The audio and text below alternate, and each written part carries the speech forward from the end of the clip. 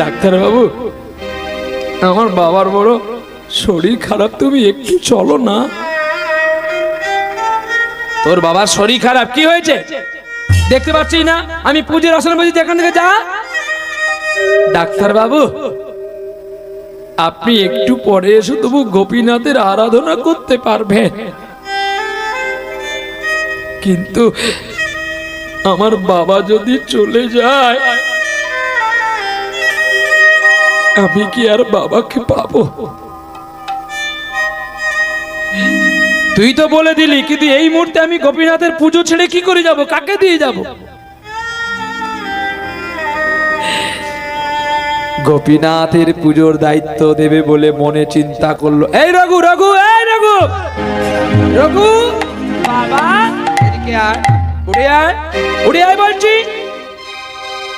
আরে রঘু রে, তুই দেখতে পাচ্ছিস একজন অসহায় পুত্র তার বাবার জন্যই আমার কাছে এসেছে। আমি যদি এই মুহূর্তে না যাই তাহলে ওর বাবা তো বাঁচবে না। তাই বলি, ওরে আমার রঘু রে, আমি যতক্ষণ নাই আসছি তুই আমার গোপীনাথের পুজো কর। না, কি হলো তোর? না, আমি গোপীনাথের পুজো করতে পারবো না। কেন? কেন পারবি না? বাবা, আমি কেন পারবো না জানো? তুমি গোপীনাথকে কত মন্ত্র বলো তবে সে খায়। আমি তো মন্ত্র জানি না, আমি কেমন করে তাকে খাওয়াবো? ঠিক বলেছিস তুই, বল দেখি মন্ত্র, বারবার বল, মন্ত্র মন্ত্র মন্ত্র মন্ত্র মন্ত্র মন্ত্র মন্ত্র। মন্ত্র পেয়েছি, কোথায় আছে মন্ত্র? মন্ত্র শুধু সবাই বলিস রে, মন্ত্র কি তুই তাকে দিতে পেরেছিস? শুধু জল শুদ্ধি মন্ত্র, দেহ শুদ্ধি মন্ত্র করে নিলি বটে, তোর মনকে শুদ্ধ করতে পেরেছিস? পুজোর আসনে বসে ভাবছি 6টা সরস্বতী পুজো আছে, এটা তাড়াতাড়ি না সরলে আর বোধহয় 5টা করতে পারবো না। তোর মন কিন্তু পুজোই নাই রে, তোর মন আছে আরো 5টায়। আগে তাহলে আপনারা বাড়িতে যে সরস্বতী পুজো করেন, বড় জোর 2 ঘন্টা ব্রাহ্মণ ঠাকুর থাকে, তাড়াতাড়ি করে হোম যজ্ঞ সেরে দিয়ে এখানে ঘর তুলছে, সেখানে গিয়ে বলছি তোর ঘরটা তুলে দিয়ে পুজোটা পরে হবে, তারটা সেরে দিয়ে আসি। দাঁড়া, আগে এত পুজো করে না খেয়ে সেই চাল ডাল যখন বামলির কাছে নিয়ে গেল, বামলি বলে এরকম পুজো করাতে তুমি নিজে মরো না। আজ্ঞা 5টা পুজো করলো বেশি পাওয়ার জন্য, সেই এতটুকু গামছা আর এই কটা চাল। আজ্ঞা ভুল বলছি, না খেয়ে খেয়ে বামন একদম শেষ। পুটুল গোস্বামী, কি দরকার আমার 10খানা পুজো করা? আর আপনারাই ব্রাহ্মণকে খারাপ করছেন। আপনারা 5টা পুজোর পয়সা একবারই দেবেন তো দেখি কেমন ব্রাহ্মণ ছেড়ে যায় 10টা পুজো। আজ্ঞা ছোট গামছা দেওয়া বাদ দিয়ে বেলডাঙ্গার গামছা দিবেন 5খানা। ব্রাহ্মণ বলবে আমি ভক্তি করে পুজো করব। ব্রাহ্মণ বলবে একটু ঘি দিয়ে হোম হবে, আপনি 4 কিলো ঘি রেখে দিবেন তো। ব্রাহ্মণ বেটা কই কোথায় যায় দেখবো, ওর যজ্ঞের সময় যাবে। আজ্ঞা ওকে চিড়া প্রসাদ না খাওয়াইয়া ছাড়বো না। বস্তা দিয়ে দিবেন, যতগুলো পারবো চাল নিবি, নিয়ে নে। এত কটা করে বের করে দেন কেন? পুজো দেখলে মানিক তোলা যাবে না। আমার বাড়িতে পুজো হয়, আমি গর্ব করে বলি না। আমি কোনোদিন বলিনি ব্রাহ্মণ ঠাকুরকে এখানে চাল এই কটা আছে লে, আর ওখানে ফল আছে নে। আমি আমার গোডাউন দেখিয়ে দিই, তুই তো নিয়ে নে, যেটা শান্তি হবে নে। কিন্তু আমার বাড়ি ছেড়ে যদি অন্য কারো বাড়িতে যাবি তোকেই বলি করবো। তুই ছাগল বলি দিস কালী পূজা, আগে তোকে বলি করি। যায় না, যাবে কেন? তার কারণ তো এইখানে রেখেছি আমি, যে আমি 10টা বাড়ির পুজো যদি তোমাকে দিয়ে দিই, তুমি 10টা বাড়ির পুজো কাকে দিয়ে করবে তুমি তোমার বুঝে নাও, আর নাহলে তুমি আমার যজমান ঘর ছেড়ে দাও। তোমার মতো পুরোহিত আমার দরকার নেই, আর আমার মতো যজমানও তোমার প্রয়োজন নাই। সত্য কথা বলবেন, একদিন বলবেন, পেট ভর্তি করে খাবেন, সারা জীবন খাবেন, লক্ষ্মী যদি যায় যা। আর সত্যি কথা বলবেন, গুরু যদি অভিশাপ দেয় দিক। মিথ্যার আশ্রয় হবে না, মিথ্যার শাল গায়ে দিবেন না, মিথ্যে মানুষের ভয় সদা থাকবে। যে চিটিংবাজি করে, যে বদমাশি করে, সে পথে চললে কিন্তু তার ভয় লাগে। রাধে রাধে। কেন বলুন তো? না আমি তো অমুক জনের কথা শুনে রাজনীতির প্রলোভনে পড়ে ওকে ধরে মেরেছি, আয় তো এদিকে থেকে ওদিকে চলে গেছে, এবার যদি আমাকে ধরে মারে কি? কিন্তু আপনি ধর্মপথে থাকবেন, সৎ পথে থাকবেন, আপনি গরিব হবেন, আপনি সারা রাত্রি ধরে যদি অন্ধকারেও একা চলে আসেন, আপনার খুন খারাপি কেউ করুন বলে কেন, এরা ভিখারি মানুষটা, এ কোনো কারোর ক্ষতি করেনি, একে মেরে লাভ নাই। নাকি ভুল বললাম? সচ্চিত্ত মানুষের ভগবান সদাই আছেন, ছিলেন, থাকবে। আর আপনি যদি অসৎ পথে থাকেন, আপনার ভয় তো থাকবে, আপনার মনুষ্যত্ব, আপনার বিবেক আপনাকে বলবে যে তুই অপরাধী, এই বুঝি তোর প্রাণ গেল। হ্যাঁ, হুজুট খেয়ে আপনার প্রাণ চলে যেতে পারে। তাই সৎ পথে থাকবেন, আপনাদের কোনো ক্ষতি হবে না। নিতাই গৌর হরি বল, প্রেম সে বল, রাধা রানী কি জয়। এইবারে মুকুন্দ কবিরাজ ছোট্ট ছেলে রঘুনন্দনকে বলছে, ওরে রঘু রে, তুই যার জন্য চিন্তা করছিস, এত চিন্তা করা দরকার নাই। মন তোর, মন তোর, তোর মনে আমার গোপীনাথকে দিয়ে দিলে, গোপীনাথ তোর হাতে সেবা করবে রে। আহা, এই বলে মুকুন্দ কবিরাজ পুজোর থালি হাতে দিয়ে চলতে শুরু করলো। পুজোর থালি হাতে করি শ্রী রঘুনন্দন, আরে পুজোর থালি হাতে করি শ্রী রঘুনন্দন, চলিলেন চলিলেন চলিলেন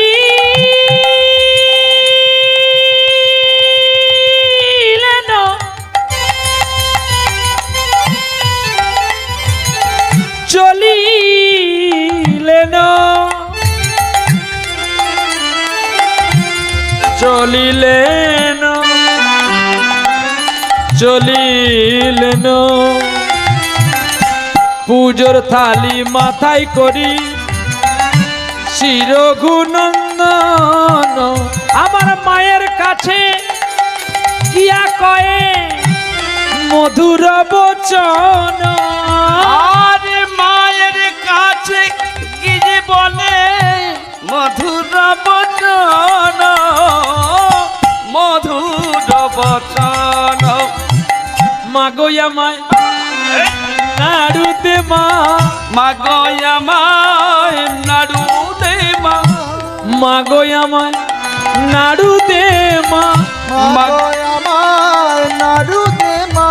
আমি গোপীনাথের পুজো করিব, মাগো আমায় নাড়ু দে মা, আমি গোপীনাথের সেবা করিব, দে মায় আমায় নাড়ু দে মা। এই কি বলছিস তুই? বোকা ছেলে কোথায়, তুই গোপীনাথের পুজো করবি? আমি করবো না বলিনি, বাবা আমায় দায়িত্ব দিল, বাবা আমার বলে গেল, ওরে গোপীনাথের পূজা তুই করবি। আমার বাবা আমার বলে গেল, পিতৃসত্য পালিবারে যদি রাম বনে যায়, রাম বনে যায়। আরে পিতৃ সত্য পালিবারে রামে বনে যায়, রামে বনে যায়। কেন আমি বাবার কথায় শ্রী রঘুনন্দন হইয়া কেন খাওয়াবো না তাই?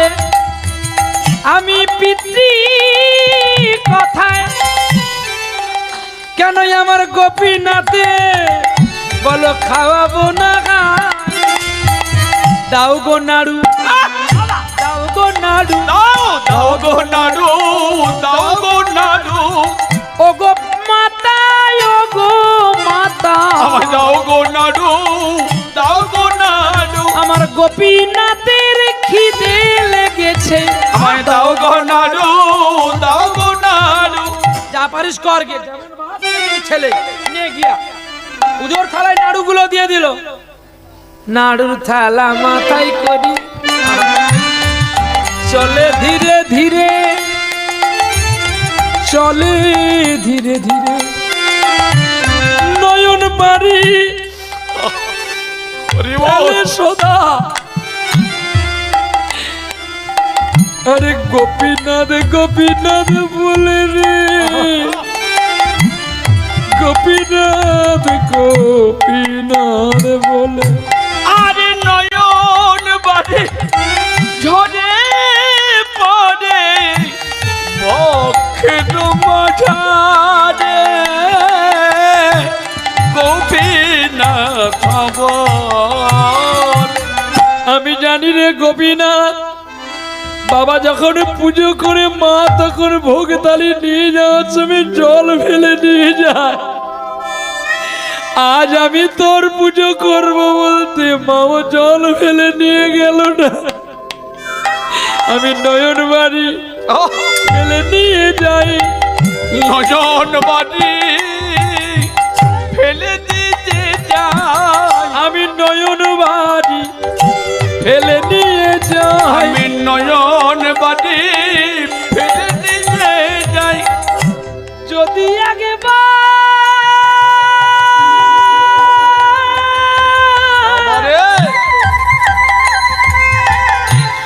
যদি একবার তোর কি পাপাই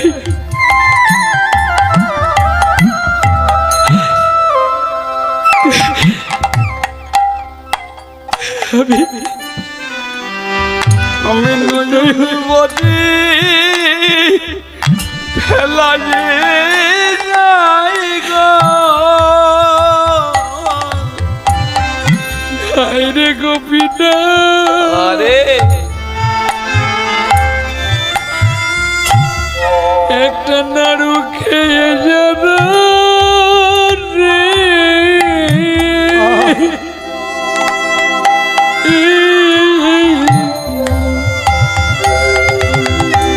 ওরে আয় গো পিনা,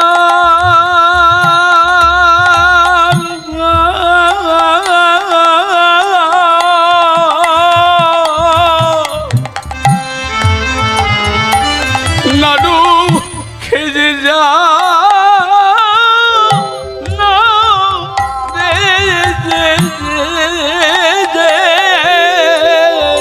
আমি কত জনমের পরে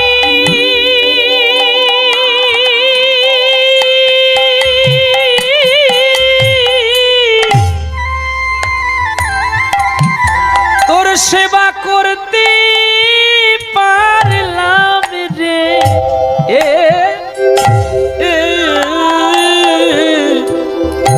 ওরে আয় গো পিনা,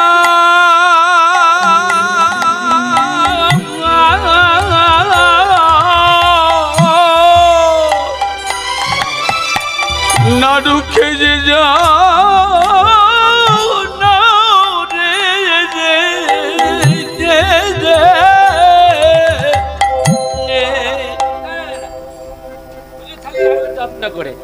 যত্ন করে রেখে নে রঘু খেয়ে নে। গোপীনাথ, গোপীনাথের খেতে বলে গোপীনাথের খায় না, সেই বাঁশি ধরে দাঁড়িয়ে আছে। ও মা, আমি তোকে খেতে বলছি, তুই খাবি বা কি করে? তোর হাতে তো বাঁশি। দাঁড়া, হাত থেকে বাঁশিটি নামিয়ে দিলেন, এবারে খা। ও বুঝেছি, বাবা যখন তোকে খাওয়ায় দরজা বন্ধ করে দেয়। দাঁড়া দাঁড়া দাঁড়া। এবারে এবারে খা গোপীনাথ, নাড়ু খারে। ওরে খাগো পিনা নাড়ু খারে। কি রে বসিয়েছিস কেন? খা। ও জানলা খোলা আছে, বলবি তো।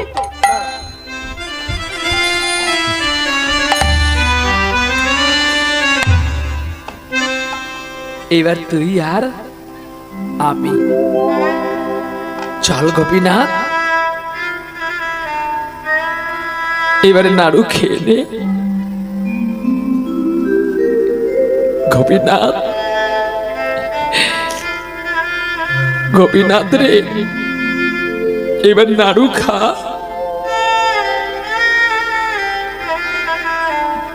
বুঝেছি তোর মাথায় মোহন চূড়া আছে, চূড়ো থাকলে তুই খাবি কি করে? কিন্তু গোপীনাথ, আমি যে ছোট্ট, তুই যে কত বড়।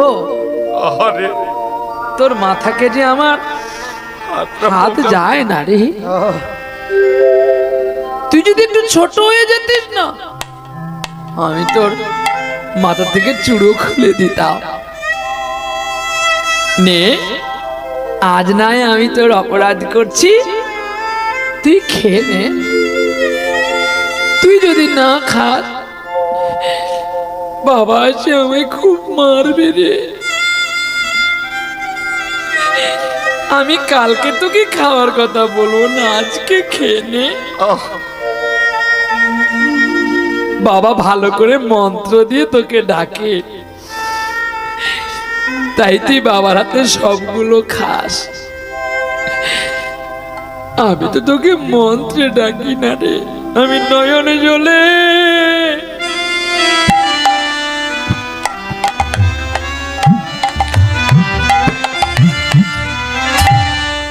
ডাকি।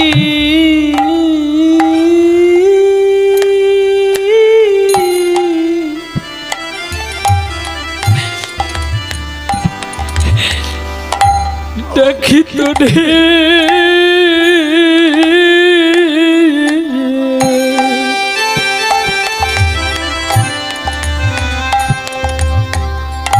আমি নয়ন জলে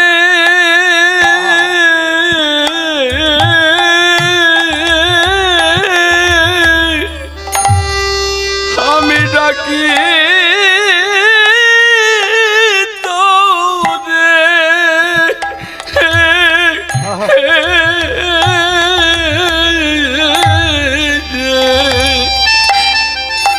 ওরে আয় গোপীনাথ। আরে গোপীনাথ খেয়ে যা না রে,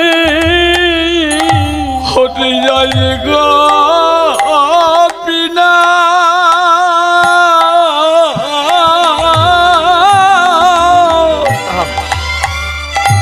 তুই না ঢুকে যা না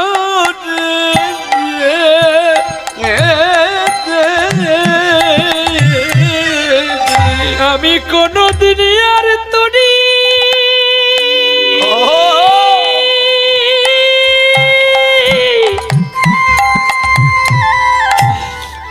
কোনদিন বলবো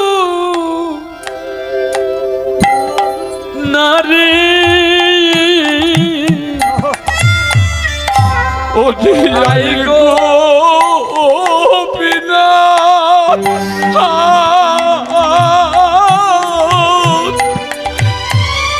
গোপীনাথ না ঢুকে যে যান না রে।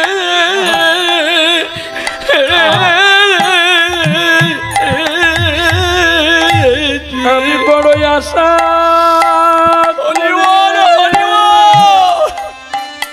এসেছি রে। গোপীনাথে যাই রে নাডু খেজে যা না রে, নইলে আমার জনম বিফল হয়ে যাবে রে। ওরে আই গোপীনাথ নাড়ু খেয়ে জানা রে। ওরে পিতা আমায় এসে মারিবে রে। ওরে আই গোপীনাথ নাড়ু খেয়ে জানা রে। আমার বুকের জ্বালা বেড়ে যাবে রে। ওরে আই গোপীনাথ খেয়ে জানা রে। ওগো আয় গোপীনাথ খেয়ে জানা রে। এই আই গোপীনাথ খেয়ে জানা তোর রে। মানব জীবন আমার ধন্য হবে। আই গোপীনাথ খেয়ে জানা আমার রে। পুজোর সাধন কৃপা হবে। ওরে আই গোপীনাথ খেয়ে জানা আমার রে। মানব জন্মে ধন্য হবে। আরে আই গোপীনাথ খেয়ে জানা রে। আবার জয় গোপীনাথ বলে। আই গোপীনাথ খেয়ে জানা ও রাধে রাধে রাধে গৌর হরি বল। রাধে রাধে রাধে রাধে রাধে রাধে রাধে ওরে আই গো পিনা নাড়ু খেয়ে যা না রে।